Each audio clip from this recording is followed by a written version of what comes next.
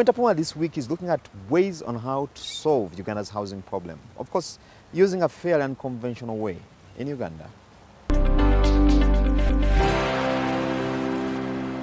My name is Prosper Byamungu. I run a design and build company called Brownstridge, located at Motive. Basically what we do is that we run a space that does both design, and then we do the construction bit of it as well. That way we are able to connect the design to the final look of whatever we're trying to put up. What inspired me to start this company was to solve a problem. The problem that I saw with a disconnect between the design and the construction of different projects that I'd been involved in before. Consultants were never on the same page. A lot of innovative ideas were shelved because people always decided to build what they were used to rather than actually following the design that was given to them.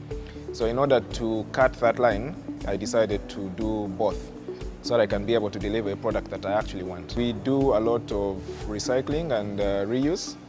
That's not just unique to us, but the format in which we do things basically makes us stand out.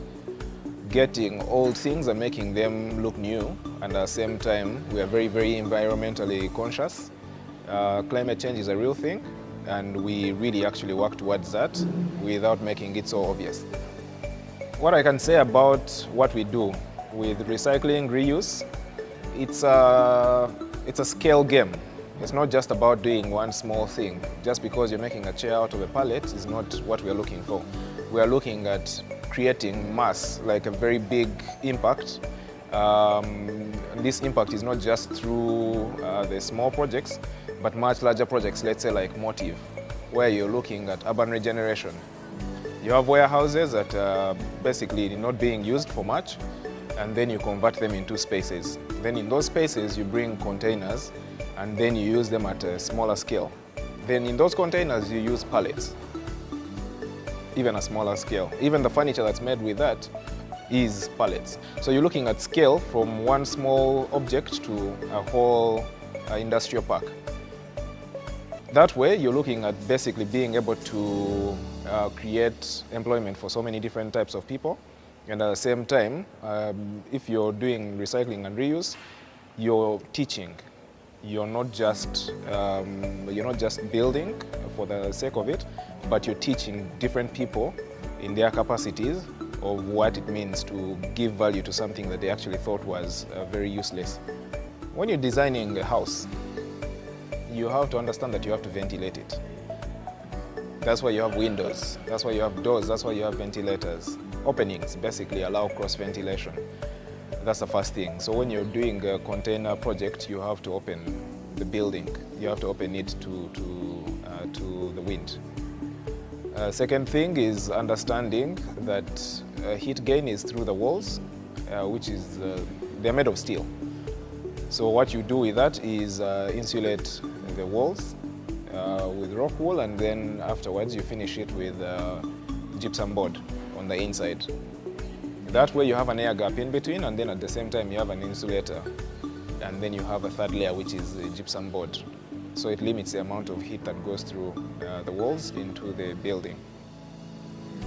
By creating a space like Motive, we are giving people a chance to be able to access things like tools and space that they can use to build anything, prototypes, and then be able to roll them out.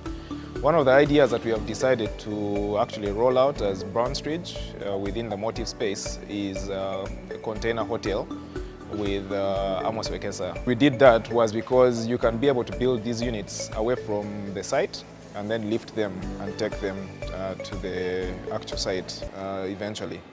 This prototype was actually done in order to get people more involved, to understand the general concept, but then also to open many Ugandans to the fact that you can invest together.